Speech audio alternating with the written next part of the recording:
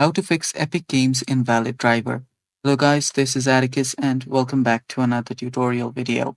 In today's video, I'll teach you guys how you can fix Epic Games Invalid Driver error. So without any further ado, let's dive right into it. First step, simply search for CMD, that is command prompt, and run it as administrator. Select yes, and there we go. Now here you will need to run two commands. First one is this one right here. So you can copy this. I'll leave this down in the description. So here, simply Control V and paste it. Now what we're doing here is we're substituting the drivers. So if your driver is F right now, simply type in F. X is just a placeholder for your driver.